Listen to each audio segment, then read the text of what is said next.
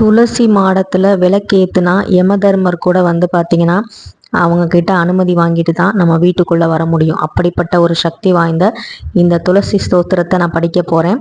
இதை முழுசா நீங்க கேளுங்க. இதை கேட்கும்போது தான் தெரியும் துளசியை வழிபாடு செய்யும்போது நமக்கு என்ன நன்மைகள் கிடைக்கும்னு அந்த துளசி அம்மாவே வந்து சொல்லியிருப்பாங்க. முழுசா கேளுங்க. ஸ்ரீமத் துளசியம்மா திருவே கல்யாணி அம்மா, வெள்ளிக்கிழமை தன்னில் விளங்குகின்ற மாதாவே, செவ்வாய் கிழமை தன்னில் செழிக்க வந்த செந்திருவே, தாயாரே யுந்தன் தரணியில் நான் பணிந்தேன்.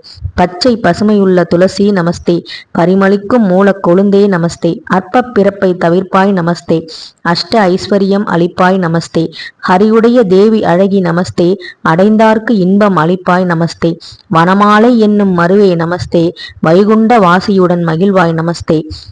அண்டனே நல்ல அருந்துளசி கொண்டு வந்து விருந்தே என்னும் மண்ணில் மேல் நட்டு மகிழ்ந்து நல்ல நீரூற்றி முற்றத்தில் தான் வளர்த்து முத்துபோல் கோலமிட்டு செங்காவி சுற்றுமிட்டு திருவிளக்கும் ஏற்றி வைத்து பழங்களுடன் தேங்காய் தாம்போலம் தட்டில் வைத்து புஷ்பங்களை சொரிந்து பூஜித்த பேர்களுக்கு என்ன பலன் என்று ரிஷிகேசர் தான் கேட்க, மங்களமான துளசி மகிழ்ந்து தானே உரைப்பாய்.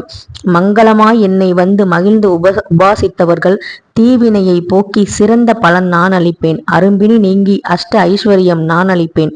தர்திரத்தை நீக்கி செல்வத்தை நான் கொடுப்பேன். புத்திரன் இல்லாதவர்களுக்கு புத்திர பாக்கியம் நான் அளிப்பேன். கன்னிகைகள் பூஜை செய்தால் நல்ல கணவரை கூட்டுவிப்பேன்.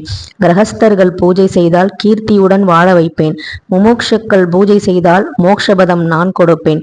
கோடி காரம் பசுவை கன்றுடன் கொண்டு வந்து கொம்புக்கு பொன்னமைத்து குழம்புக்கு வெள்ளி கட்டி கங்கை கரை தனிலே கிரகண புண்ணிய காலத்திலே வாளுருவி அந்தனருக்கு மகா ஞானம் செய்த பலன் நான் அளிப்பேன். சத்தியமென்று நாயகியும் சொல்லுமே, அப்படியே ஆகவென்று திருமால் அறிக்கையிட்டார். இப்படியே அன்புடனே ஏற்றி தொழுவர்கள் அற்புதமாய் வாழ்ந்திடுவார். பரதேவி தன்னருளால் தாயே ஜெகன்மாதா அடியால் செய்கின்ற பூஜையை ஏற்றுக்கொண்டு அடியால் செய்த சகல பாவங்களையும் மன்னித்து காத்து ரட்சித்து கோரும் வரங்களை கொடுத்து அனுகிரகம் செய்ய வேண்டும் துளசி மாதாவை. துளசி பூஜை செய்தா புத்திர பாக்கியம், நல்ல கணவன், நல்ல ஒரு சகல ஐஸ்வர்யங்கள் எல்லாமே கிடைக்கும். கண்டிப்பா நீங்களும் செய்யுங்க. பலன் நல்லபடியா கிடைக்கும். ஆனா சுத்தபத்தமான இடத்துல துளசி அம்மா வைக்கிறது ரொம்பவே நல்லது. நன்றி, வணக்கம்.